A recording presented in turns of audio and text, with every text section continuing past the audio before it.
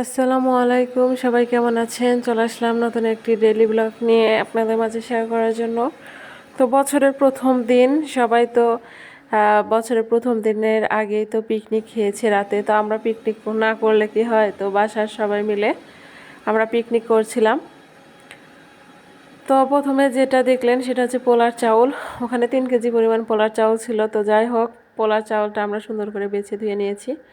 আর এদিকে আঙ্কেল বাজার করে এনেছে, তো বাজারটাও একটু গুছিয়ে নিচ্ছিলাম।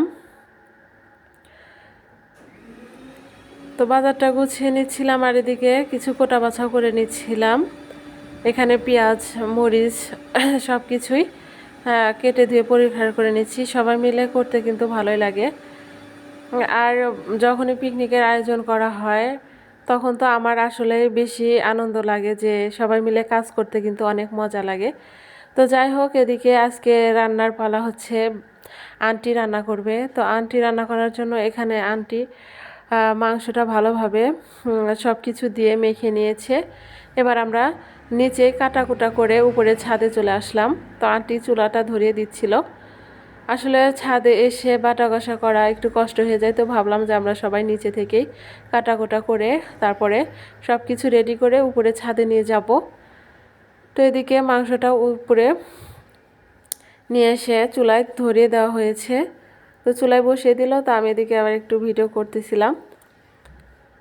তো বাহিরে কিন্তু অনেক জায়গায় সাউন্ড বক্সে গান বাজতেছিল, আর আমরা এদিকে পিকনিকটা করতেছি। তো যাই হোক, অনেক আনন্দই করতেছি আমরা সবাই মিলে। তো এদিকে রান্না হচ্ছে, আর আমরা এদিকে যে কাজ আছে সেগুলো করে নিচ্ছি। তো আন্টি ভালোভাবে তরকারিটা কষিয়ে নিচ্ছে, আর মাংসের ভিতরে আলু দেবে। তো আলুটাও কেটে নিয়েছি। তো একটি কথা, যারা আজকে আমার চ্যানেলে প্রথম এসেছেন প্লিজ আমার চ্যানেলটিকে সাবস্ক্রাইব করে পাশে থাকবেন। ভালো লাগলে অবশ্যই লাইক, কমেন্ট অ্যান্ড শেয়ার করবেন। তো তরকারিটা রান্না হয়ে গেছে, এবার আন্টি তেলানি দিয়ে দিচ্ছে। তো আসলে বগুড়ার ভাষা আন্টিরা বলে যে তেলানি দেওয়া। তো যাই হোক, তাদের ভাষা থেকে একটু শিখছিলাম আর কি। আর বগুড়ার বিখ্যাত হচ্ছে আলু ঘাটি গরুর মাংস দিয়ে। তো এই তো তরকারিটা নামিয়ে নিয়েছে, আর উপর দিয়ে জিরা গুঁড়া করে দিয়ে দিয়েছে। আসলে আন্টিরা যেভাবে রান্না করে সেভাবে রান্না করতেছিল, আর আমার রান্না তো একটু ভিন্ন রকম। তো যাই হোক, এদিকে আবার পোলার চাউলটা আজকে ভাজেনি, শুধু গরম পানি দিয়ে সব কিছু দিয়ে এবার চাউলটা দিয়ে দিচ্ছে। পেঁয়াজ, কাঁচামরিচ, আদা বাটা, জিরা বাটা সব কিছু দিয়ে পানি ফুটতে দিয়েছিল, আর তার ভিতরে পানিটা যখন গরম হয়ে এসেছে তখন চালটাও ঢেলে দিচ্ছিল।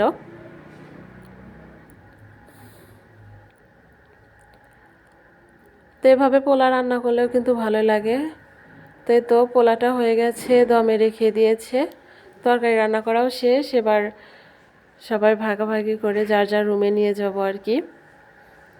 আর এদিকে দেখুন মুরগির বাচ্চা কি সুন্দর ছাদে একা একাই খেলছে আর কি।